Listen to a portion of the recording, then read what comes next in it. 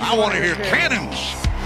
Three-step drop, throws on the end zone. Caught ball, touchdown Tampa Bay. Mike Evans reaches up with one hand and grabs it in. It's first and goal. That's picked off. And who else? Rondé Barber. And the Tampa Bay Buccaneers may ride to the Super Bowl with that one. We don't even keep score. We just run that up and leave. Third down, 18. Dropping Gannon, looking Gannon. Throws up the middle. Heads intercepted at the 40. Derek Brooks 30. Brooks to the 25, 20. Derek Brooks all the way. There it is. The dagger's in. We're going to win the Super Bowl. This is Mike Allstott, Tampa Bay Buccaneers, and you're listening to the Cannon Fire Podcast. And there the cannons go. Fire them. Keep on firing them. Keep on firing them.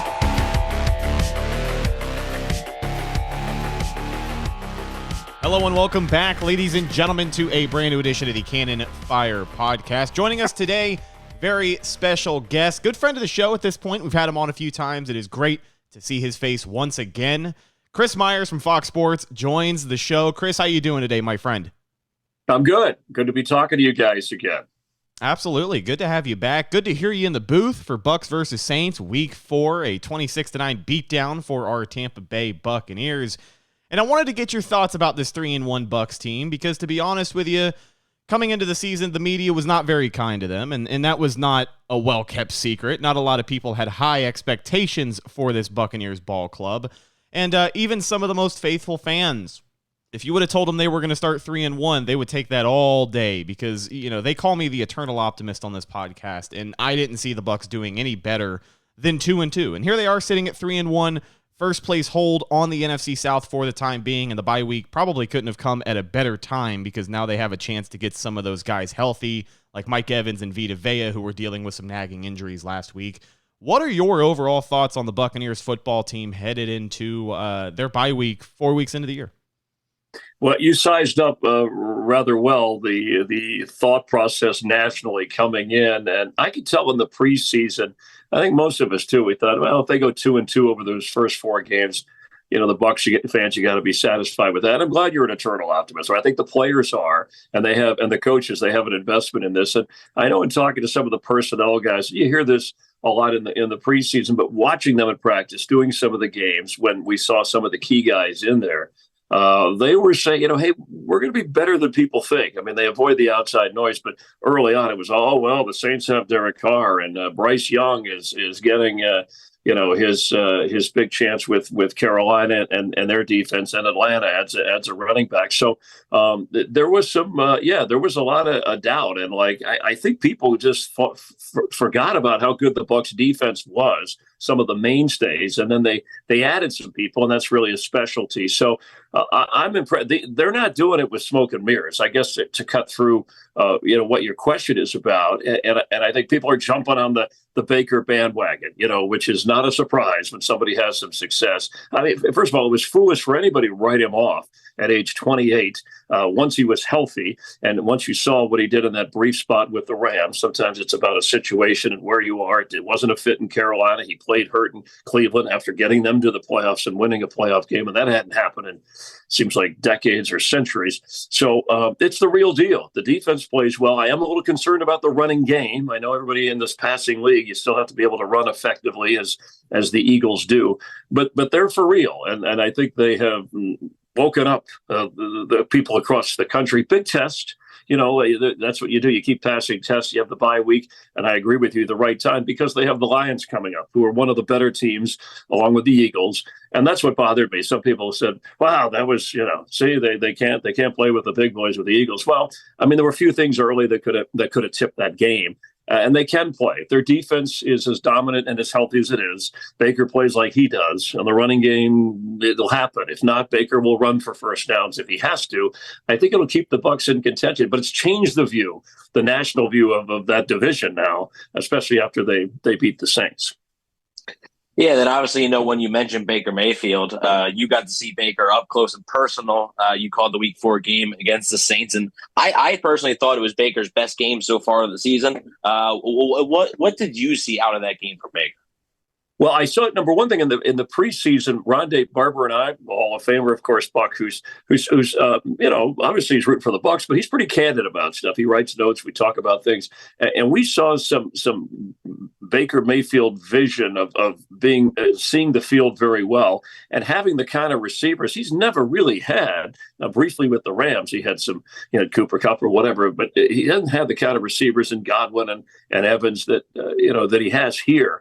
But he sees the field well, his vision. So that is just a matter of getting the ball to them, and his mobility and what they've done with the offense. And Dave Canales deserves a lot of credit. It was just not a knock on Brady because he's the best ever. But when you got to change direction, you do it with a mobile quarterback, and that's what a lot of successful teams have these days that are that are enjoying progress. So I think Baker, that was one thing that stood out to me. And I'd covered a few of his games before, different offenses, different kind of coaches. But the biggest thing is he wanted to be here with the Bucs, and and the Bucs needed him and wanted him. And economically, it wasn't really even a money issue. That was a chance to start and prove to people, guys that carry a chip on their shoulder, boy, they don't only make everybody else around them better, but they make themselves better sometimes. And I think that's part of what he's doing. And again, for his young age, and whether it's being humbled or not, if that's the right phrase, it's more people doubting him. I think they timed it right. It was the perfect fit for what the Bucs needed post Brady and for what Baker Mayfield needed in his career. And his mobility, we saw it in that Saints game. That's a perfect example. Running for a first down, just the threat of running around to make time, that touchdown pass, leaping, across Tompkins when he had to come back. I mean, he had a lot of time at first, but then he still had to move around so his receivers could get open. Those are the kinds of things I think that can be a big difference for the Bucs and for Baker's success. Continuing the conversation on the offensive side of the ball, we talked about Dave Canales as a first-year play caller and his adjustments for Tampa Bay and how this offense is just going to look different throughout the course of the rest of the year. Canales said before the Saints game that the Bucs are going to continue to be stubborn running the football. And now we know in 2022, with Leonard Fournette in the backfield, still Rachaad White just a rookie, this Bucs running game was historically bad. And while they aren't breaking any records over the first few weeks of the season, they have been playing well enough to get the job done. I wanted to get your thoughts on not only, one, the process of the Bucs running game in this new Canales offense, but two, your thoughts on Rachaad White. Do you think he can be the guy, and do you think he's shown you enough to have you believe that over the first few weeks? Yeah, so I think the Bucs believe he can be the guy in the 3-down back. I can only tell you, and it's not so much my opinion, some around the league, other defensive coaches who go against or have studied this team, aren't convinced that he's the every down dominant back. He's a functional running back. And so if that gets the job done, usually when you hear that, you have a couple other guys, and maybe that's where Chase Edmonds was going to fit in before his injury. Keyshawn Vaughn is productive in a way. He knows the system. Sean Tucker, if the rookie comes along, big splash plays in the preseason. We saw him. He was terrific at training camp out of college. Maybe he can be a difference maker. But I would say right now, maybe that's an area. I said it does concern me. And you're right. Canales is going to be, and I watched what he did with Seattle in that offense, with different backs. Stubborn with the run, being effective enough. I guess the key for the Bucs will be, and you're right, they're not averaging a lot per carry. They're not dominating a game with a run. But if you can run when you have to in key spots, when you need the 4th and 1 or 3rd and 1, and in a certain situation, or you need to work the clock to protect the lead late, and that's where again Baker comes in. If he's going to roll out, if the running stalls and he rolls out, picks up 5 and slides, clock continues to run, you get fresh set of downs. That'll be effective. I just think that's an area they're going to have to look to improve. I know they're economically strapped with the salary cap, which is how they had to go about the quarterback position. So maybe you got to dance with the running backs you have, and the offensive line, I got to say, is pulling together a little bit better. I got to give them a little credit with the rookie and Tristan Wirfs slipping over. So that's a good thing. And so I think it's going to have to be a group thing. Rachaad White's going to be the lead back. He certainly can break away. He can catch the football even more than how they're using him, and that may be another way that some of the dump offs to kind of help the running game. But that will be a question mark. But again, in a passing league, you can't be one-dimensional. But if they're productive that way with a healthy Evans and the aerial game they have, then the running game should be effective enough if their defense, again, plays at the level it has been. Yeah, in the trenches there, Tristan Wirfs really been a blessing at left tackle. We were concerned a little bit about that adjustment, but honestly, when this guy has as great of a start as he did at right tackle, you're going to have a few questions when he switches over to the other side of the line, but I think he's proven over these first 4 weeks that he is an all-star player and will continue to do so at the left side. Luke Gedeke having quite the second win, seemingly at the right tackle position, played very well against Cam Jordan week 4. Wanted to ask you some more about this offense and specifically Dave Canales. I brought him up briefly, but the level of creativity that we have seen throughout the first month of football from him, not to take anything away from Byron Leftwich, but I think Dave Canales has proven that he has a little bit more of that ability in him to reflect on last week, what he didn't do well, and make those adjustments the following week. I mean, that week 3 game on Monday night against Philly was not great play calling for him. And then we saw just how creative he can get in week 4. As a fan, Dave Canales is a guy that gets me excited. He's saying all the right things in press conferences. He's showing that he can take accountability and adjust throughout the season. And we've already seen this offense exceed expectations. So what are your thoughts on Canales so far? Yeah, no, I'm excited too. And if you sit and talk to him, it's not just the press conferences, and we've had chances to in production meetings in the preseason, and even our Fox crew, after meeting with them before the New Orleans game, walked out of the meeting room, was like, wow, that's a guy you want to play for. He does own it. He backs it up. He's supportive of guys. He knows their strengths and weaknesses. And I'll tell you why it's a great fit. And, Todd Bowles, defensive-minded head coach, mild-mannered, different kind of, not that outwardly rah-rah guy, at least not through the course of a game.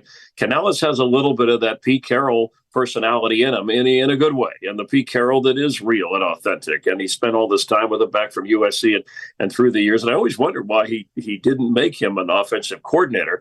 But he was, Canales, part of, as the passing game and then quarterback coach, the turnaround or the revival of Geno Smith in Seattle, which is another thing that I think we're seeing with Baker Mayfield and the Tampa Bay Buccaneers. But in the bigger picture, yes, his personality is needed for this Buccaneer team, and nothing against Byron Leftwich, but he wasn't the right guy for this job, and this was the right kind of change they needed, and a little bit of a chip. Yeah, when you're a guy in his 40s and has worked as hard as Canales has, and you haven't gotten the chance to be a play caller or get an OC job somewhere else. Some of that was loyalty with Pete Carroll, but he's got that too, and he knows this is a big moment for him. But his energy is real. He puts the time in. He gets players to play to their strengths. He's already doing that with Baker Mayfield. I think he instills confidence. And I think he does fire up the team overall, where maybe as Todd Bowles is in a different mode with the defense. So, yes, and you hit on a good point. Good coaches make adjustments not only week to week, but sometimes in the course of the game. And look, the Eagles were, they're NFC champs for a reason. They got talent in a lot of positions. And I'm not going to nitpick, but again, you go back, there's a catch here with Evans, the play there. The defense had some trouble. It was just not a very good performance against a very good team. And that's why this Lions game coming up is such an important game for them, not for the national people, the media or whatever to second guess, but for the Bucs to say, hey, we're this far, but we need to get this much better. And the Lions are a team that runs the ball very well and is number one at stopping the run right now. Yeah, then obviously, this whole season I think has been about change, right? Tom Brady exits, Baker Mayfield enters, you got the new offensive coordinator, this and that. And a big change is relying on younger players, right? They're not relying on those veterans anymore as much. So 2 of them are Trey Palmer and Christian Izien. And those are 2 players that, because you call the games for the preseason games of Rondé Barber. I wanted to mention those 2 guys because Trey Palmer was one of the stars of the preseason for the Buccaneers. So did you expect this? And are you surprised by the success they've had? Trey Palmer, obviously 2 touchdowns already. Christian Izien, 2 interceptions already. So are you surprised that these guys have come out of seemingly nowhere and made big contributions to the team? Yeah, not surprised for a 6th round pick and then a free agent. And you could see in the preseason and even the coaching staff, and it's one thing when you see it on the practice field, then you see some of it in a preseason preseason game. Then you go, what about the question? So maybe I'm a little surprised in terms of how fast they transitioned into the regular season games with their success. And they both seem to really be having fun and enjoying the opportunity. And the Palmer move was so big because, they had some other guys and Tompkins contributed, but when Russell Gage, who was disappointing in terms of injuries affecting his Buccaneer career. So when that injury took place and took him out of the picture, this really was a necessity. And Izzy's been terrific. And you had me just thinking when you were talking about this, Kalijah Cansey, Servasia Dennis. I mean, these guys, we saw some with Diaby. They're going to get better, and the other guys need to get healthy and contribute. I think both of those guys, at least, Kalijah, hopefully, is back for that Lions game. They need those guys. That's part of what Todd Bowles was talking about, the defense getting younger and faster in certain spots. And then you need the corners, Dean and Carlton Williams. They get hurt a lot, and those are key guys to allow the single, the coverage man to man so that they can blitz and do some of the other things they like. So again, I'm talking about young guys fitting in, but you named two of them that we saw in the preseason that continued to star. The other guys were hurt a lot, didn't get as much playing time, but need to be healthy and then truly contribute. So I think they have a dozen or so first year with rookies, maybe 13 guys on the active roster that have played this year. That's a lot, and again, some of that is fine. But then you have your veteran guys, the Vita Veas and White and Levante David that you could count on. Some of the others we've mentioned on offenses as well. So it's a good mix if the young guys contribute and the veterans, and they all stay healthy. Of course, they're not real deep. They're not as deep as you'd like for a championship team, but I think they're good enough to play with those teams. One last question about the offense, and then we'll look at the other side of the football. Wanted to get your thoughts on Mike Evans. And I know that we're looking ahead here a little bit as we forecast what this Bucs team is going to look like after this season. But Mike Evans has obviously been a huge part of this team for over 10 years. And him and his agent drew a definitive line in the sand a couple of weeks before the season started and told the Buccaneers that, listen, if we don't get a deal done for a long-term contract, then Mike is going to focus on free agency. He's going to see what can happen this upcoming offseason in hoping that there is enough of a market for him out there to go get that deal that seemingly the Bucs aren't going to give him. And unfortunately for the Bucs, this is just bad timing. Obviously having to take the cap hit with Brady's dead money and then having to pay Jamel Dean, Carlton Davis to keep those guys around. Levante David back on a one-year deal as well. So that was surprising enough. But on top of all that, they were already strapped for cash, kind of in a limited situation. Now you've got a bunch of payroll going to guys who aren't even playing this year. Russell Gage and Ryan Jensen taking up almost 40% of the Buccaneers' payroll in 2023. So this team is playing well and exceeding expectations. Let's assume that Baker Mayfield plays well enough to get a contract in Tampa Bay, and Antoine Winfield Jr. continues to play like the best safety in football. How confident do you feel about Mike Evans' future in Tampa? Because if things keep going the way that they are, I don't want to put all my eggs into one basket and say that it seems like the Bucs are ready for life without Mike Evans, but so far this season, I mean, everything has gone according to plan if that is the situation moving forward. So what are your thoughts on that overall situation?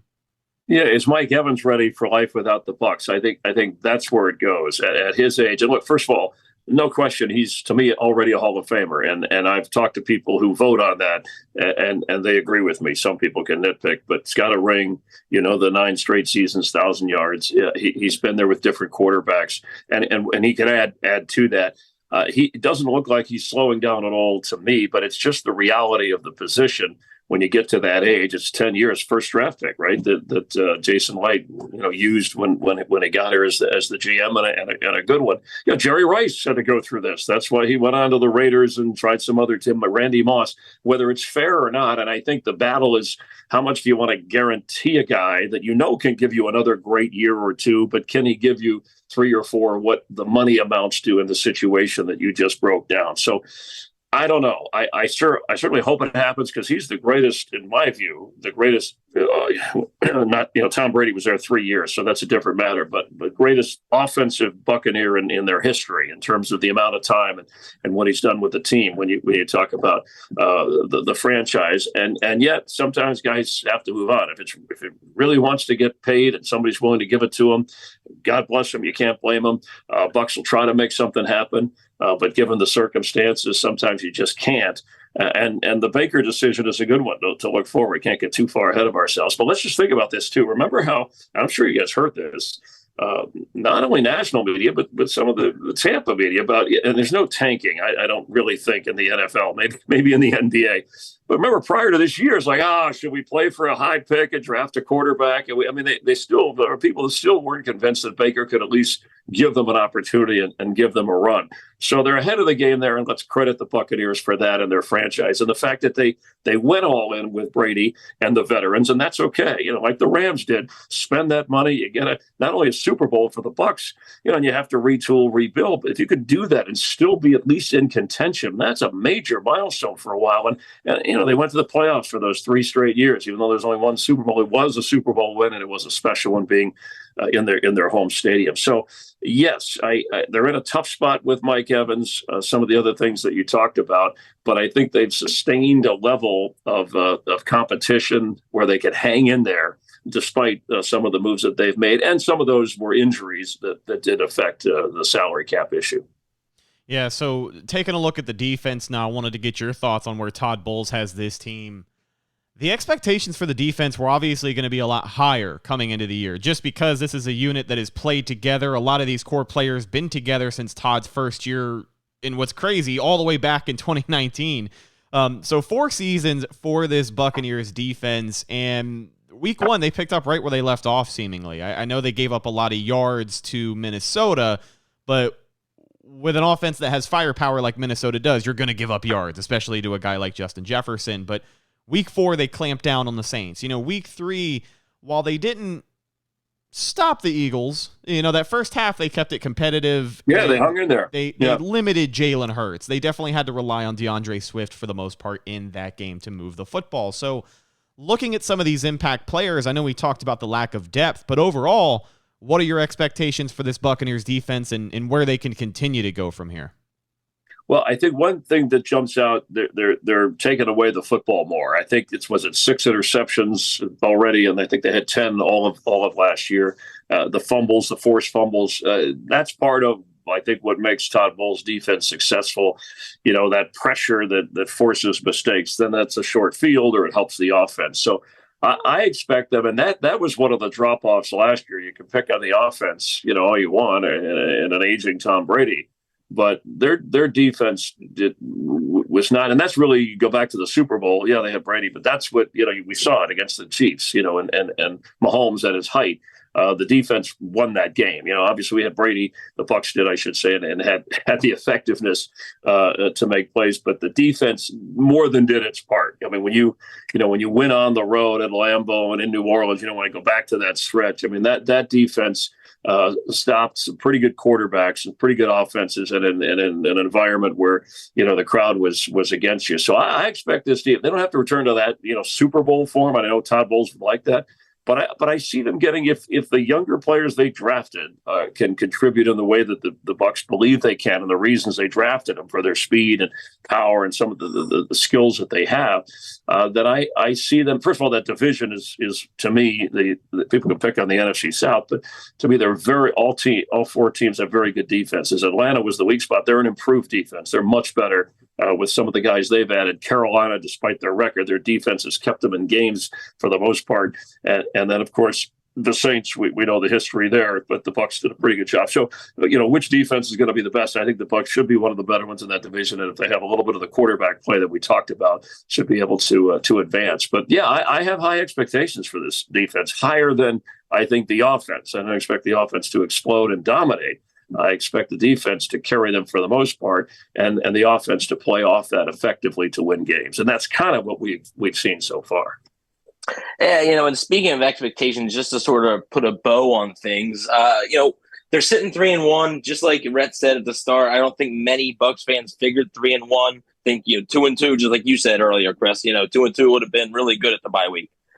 Being 3-1 is a bonus, and now they got a few tough games. So, what are your expectations for not only the Bucs but the rest of the NFC South? I mean, they're 3-1, sitting there alone at the top of the NFC South.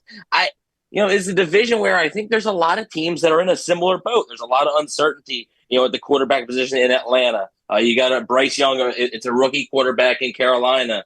The Saints now, Derek Carr, how healthy is he? So there's a lot of questions there. So what are your expectations, one, for the Bucs for the rest of the season? And then also, for the NFC South, do you think this is going to be like a tight division race down the stretch here? Yeah, I do expect it to be tight. I think it's a 3-team race. I think maybe the Bucs have probably, I know they had to change a quarterback, offensive coordinator, but I think they probably have maybe the best continuity with Carolina. You have a new head coach and a new quarterback, a new defensive coordinator. The Saints, you have a new quarterback, and then Atlanta, you do have the same head coach but a new starting quarterback, even though Desmond Ridder was there last year. And important that the Bucs, these division games, especially when a division is as crowded as this and nobody's going to pull away from it, they're big, especially to win on the road. It was the first time we saw the note we used in the broadcast that the Bucs had beaten the Saints in 3 straight games in their history of clashes in the division. So I think it's going to go to the final few games of the season. I think the team that wins those division games, that's going to be the tiebreaker. That's going to be the decider. I think Carolina, because of their young quarterback and their growth, even though their defense is a championship caliber defense, I think they'll be bringing up the rear in the division. But I thought it was going to be Atlanta. I kind of liked Atlanta Bucs to battle ahead of where Atlanta is, and we'll see. Their defense got better. Obviously, they run the ball as well as anybody. Well, their quarterback play is probably somewhat in question. They're staying with Ridder, so that should make the division interesting along the way. But yes, the head-to-head play in the division, and that's where the Bucs have already gotten off to a good start. All right, final question for you here as we wrap things up. Looking ahead to Week 6, Bucs, Lions. It's the return of the creamsicle, Chris. We have waited for this day for nearly 10 years. I got to ask, is there one player that you are most excited to see don the Buccaneers creamsicle? First of all, jumping out at me, having worked with Rondé Barber at Fox and all these years preseason, covered him as a player. I loved it on the Monday night, even though the game for Bucs fans wasn't great, when Rondé Barber was enshrined, the Hall of Famer, into the Bucs Ring of Honor. That at the game, Baker Mayfield showed up wearing the 20, the Rondé Barber jersey, which was pretty cool. So I think seeing him run out, even though he's one of the newest Bucs, running out in a creamsicle jersey will be kind of a cool thing, and I think thinking of Levante David for all the years that he's played and the work he's put in, and even this, he's mentioned that 1-year deal when there was some doubt. To me, he's kind of the heart and soul of the Bucs defense, and that's when you think of their Super Bowl years and overcoming things. The guy, I just think, and he's a soft-spoken guy, but seeing him in that creamsicle as a player on the field, to me, will represent a lot. So those are at least the first 2 thoughts that jump out at me. But yeah, it's funny going back historically, people making fun of that, and the kind of look that it was, and all of a sudden demanding what's old is new again, and what was out was now cool. But it's a perfect game. I'm glad that Fox and the NFL were able to slide this into a late afternoon window too, so more people around the country will be able to embrace this. And a lot of fans, they don't like the throwback jerseys; they're too far back, they're out of touch. This one has some popularity to it, even beyond Tampa Bay and the Buccaneer history, and young kids too that are attracted to the look of it. So I'm fired up. Wish I was calling that one. I get to call the Falcons Bucs the following week. But I'll certainly, if I'm not calling another game at that time, we'll be watching that one. Absolutely. I'm excited. I'm excited for the fans that it got moved to 4:25 because a 1 p.m. kickoff, even this time of year as we approach October, we're well into fall now. It is still the 7th layer of hell down here in Tampa, Florida on Sunday. So, but if you could have got that heat advantage on the Lions, right, who play in Ford Field, it's a great, beautiful stadium, but it's indoors. They practice often indoors unless they know they're going outside to play at Lambeau or something. Maybe that would have been. It'll still be an edge, at least in the first half. But it's a good afternoon slot for a game of this magnitude, because the Lions are one of the NFL's darlings now that they've turned the corner on what their image was, and certainly Bucs fans can relate to that. Yeah, glad the Bucs were able to fix their image at the 2020 season. They got the uniform debacle settled. They went back to what wasn't broken, and now we get the creamsicle back, so I am excited. But ladies and gentlemen, that's just about going to do it for this week's episode of the Cannon Fire Podcast. Chris, thank you so much for your time. Always a pleasure talking to you. I know you're a busy guy. What are you up to this week, and where can people find you and your content, whether on social media or on the air? Yeah, by the way, so I meant Carlton Davis when I was referring to the secondary a moment ago. I'm not sure if I said his name when I was talking about the corners with Dean. Have the calling Sunday, the Lions with the Panthers in Detroit. That's the game I'll be calling with Daryl Johnston. And on Twitter or X, it's Chris _ Myers and Myers, and on Instagram it's Chris Myers Fox. Always fun.